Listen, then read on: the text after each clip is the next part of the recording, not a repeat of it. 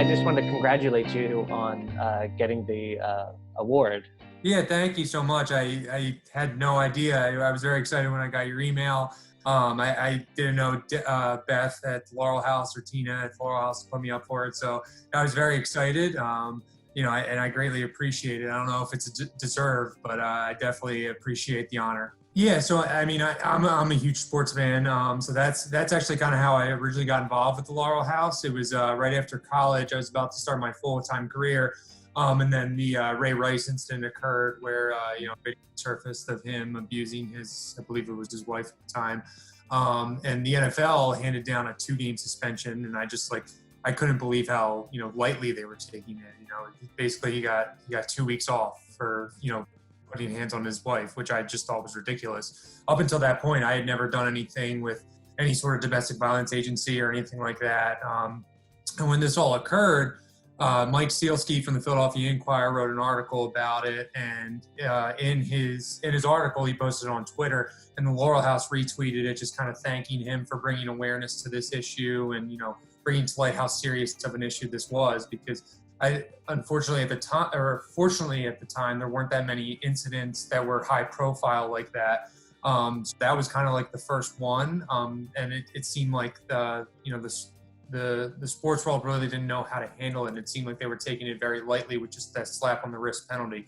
So I wrote a letter to the Laurel House and just, kind of told them my story, gave them a little bit of background, and just said I wanted to help in any way that I could as someone who has been there. So I came in, I met with Tina, who's the director of the programming there, and just kind of explained my story and what I could do.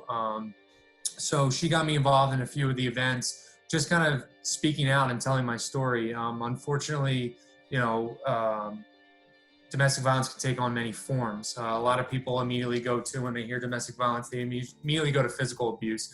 I grew up in a household with my 2 sisters, my mom, my stepfather, and, none of us were ever hit. I don't know if my mom, but my sisters and I were never hit. It was more just that feeling of uncomfortableness in our home. Everyone should feel safe and comfortable in their own home. And as you're growing up, you just think your house isn't fun, but what it's really doing is kind of, it's a mental abuse. Like my whole childhood, I didn't want my friends to come over. I didn't know it was domestic violence or anything like that. But, having met with the Laurel House people, just speaking with them and learning more about what they do and, how domestic violence can take on different forms. I just, try and tell my story. I don't have a counseling degree. I don't have a psychology degree, but I think that if I can speak up and it can inspire someone who might be in a difficult situation to get out of that situation, maybe they hear my story and say, that kind of sounds familiar, that, I don't feel safe or comfortable in my own home. And it gets someone out of a bad situation or gets them to contact some sort of domestic violence agency or police or, anyone that can help, a relative, a friend.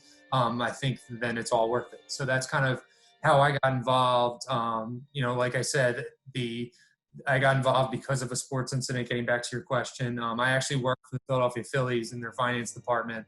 And at the Phillies Charities Dinner last year, Laurel House was given a grant, and I got to present the award to them and just kind of tell my story to a lot of our folks in the front office. It was very inspiring that working for a sports organization, how seriously they were taking it, and that they were willing to help out and give this grant to the Laurel House in a way that they could. So awesome. Yeah, I was, the whole kind of campaign is about engaging men in this work. And I was wondering, if you could talk about, why do you think it's important for, particularly men to get involved in working to end domestic violence? Yes, for sure. So unfortunately, domestic violence doesn't discriminate. It's not a gender issue. It's not a race issue. It's not a religion issue. It can happen to anyone of, any type of background.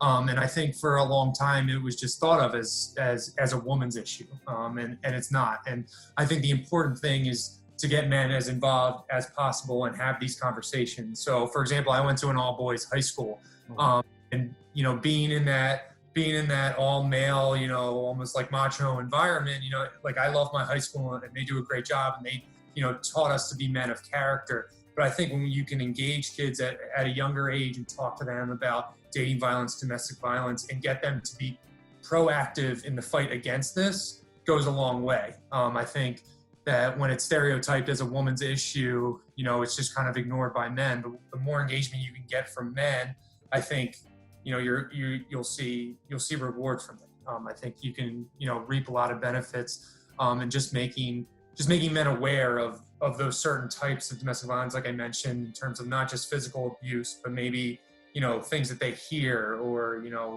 controlling issues, stuff like that, that can trigger in their head and be an advocate, and a resource for people, I think is definitely very important.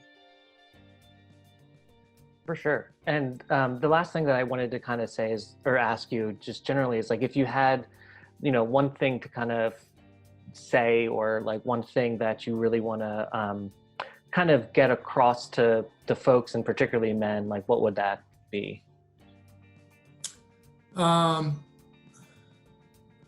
So again, I would say that as someone who had been in a domestic violence experience during my childhood and kind of saw it firsthand but didn't realize what it was, I would say just to, if someone comes to you with a domestic violence, issue or anything like that, or something happening in their personal life, or it's happening in your own personal life, to number one, take it extremely seriously, and to try and educate yourself on the different forms that it can take, and just be a resource for that person. Like I said, I wasn't hit as a child. I don't think my mom was hit, but just, if you hear of a relative or a friend, or maybe yourself, just thinking about it yourself, that, someone might be financially controlling, mentally controlling, verbally manipulative.